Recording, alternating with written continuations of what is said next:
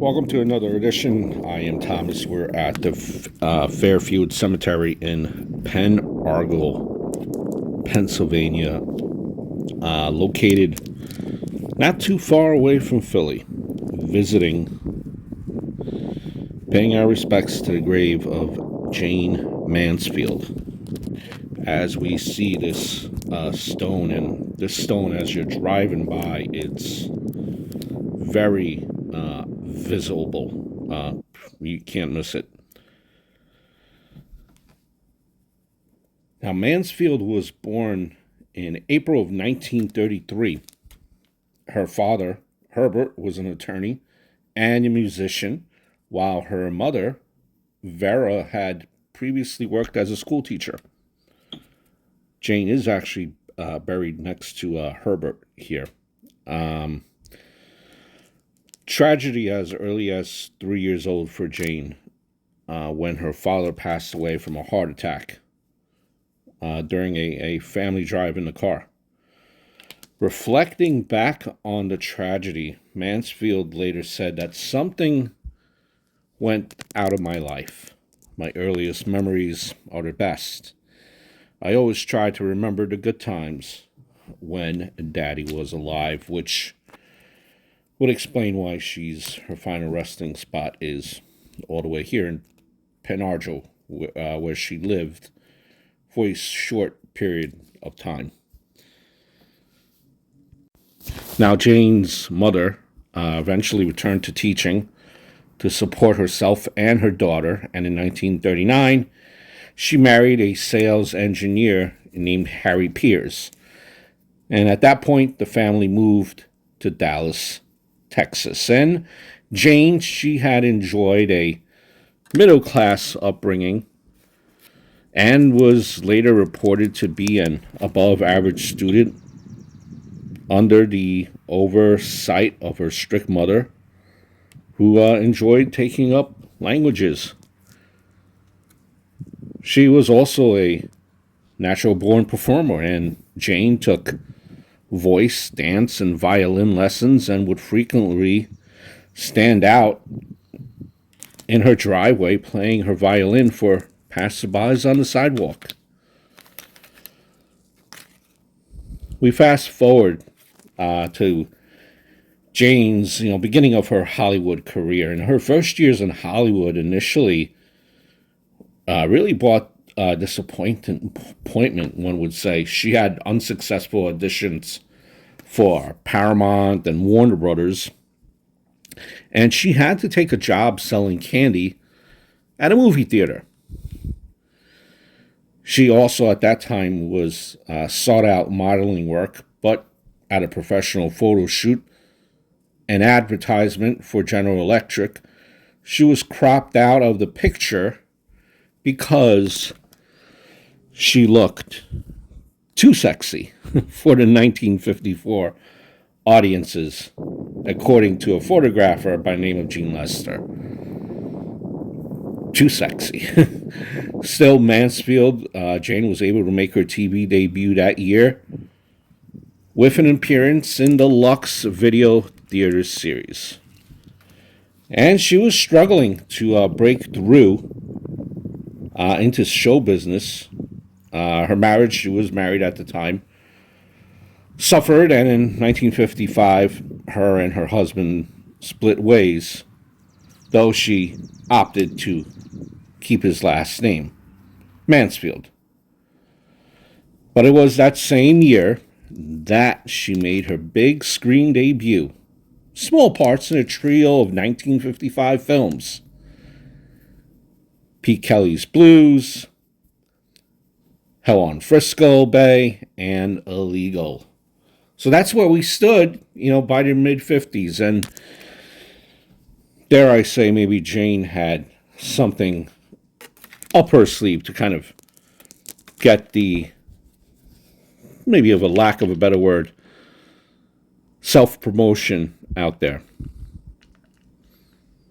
Dare I say, she proved to be a no-holds-barred type of attitude for self-marketing.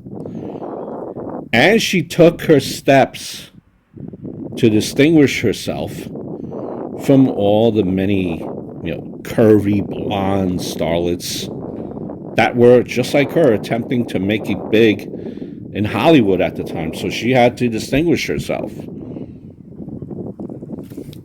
Why be like everyone else instead of just being something different, right? So she made pink her trademark color. She wore pink, drove a pink car, and you guessed it, eventually bought a house decked out in pink, and it was dubbed the Pink Palace. I believe recently, watching other YouTube videos, there are videos about the Pink Palace, and I believe it might have been torn down already. When Jayne was starting to make a name for herself in the mid-50s, she garnered nationwide publicity when, hold on to your seats, ladies and gentlemen, attending a media gathering related to Jane Russell's Underwater in Florida. That was a film. Jayne's top mysteriously fell off in a pool, and that pool was surrounded by numerous of journalists.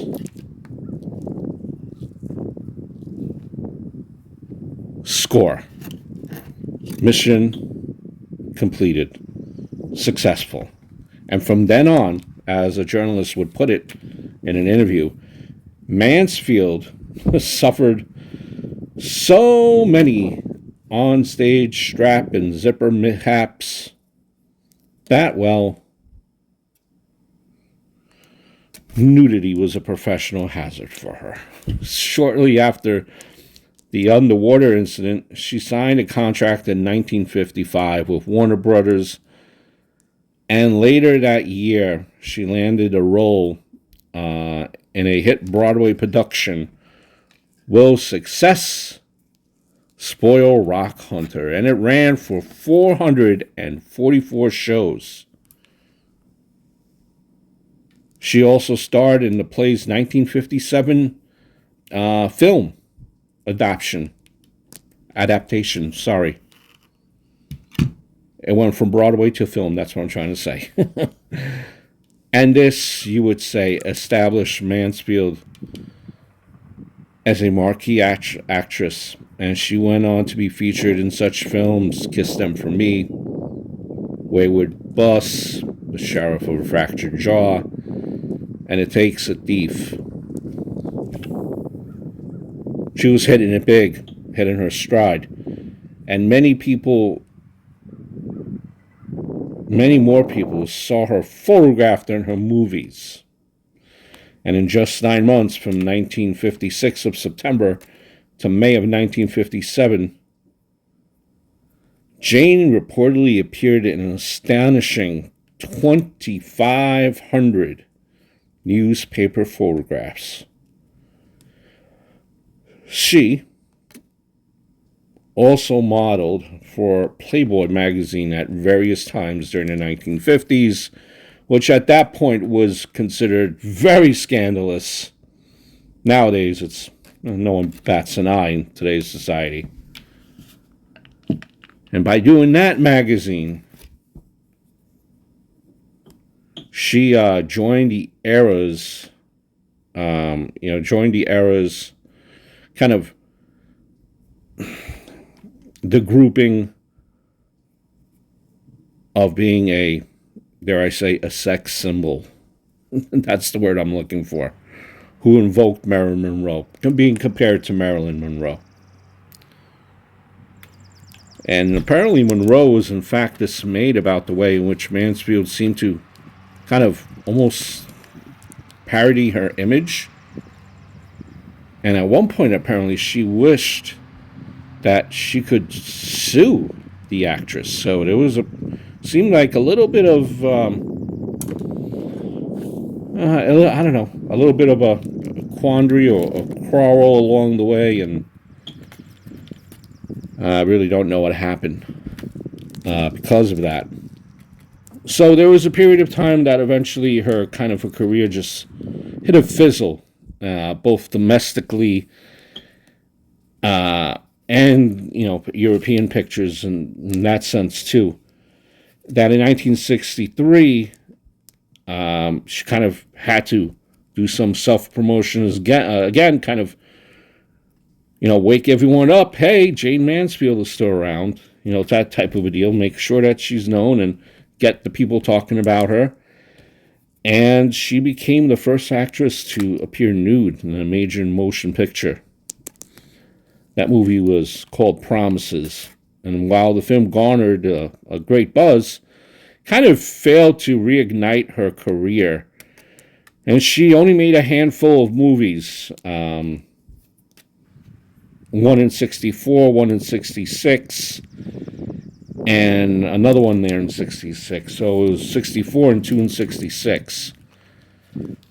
In the later years of her career, she kind of returned back to stage to kind of turn to that part of the career. That was like a new chapter.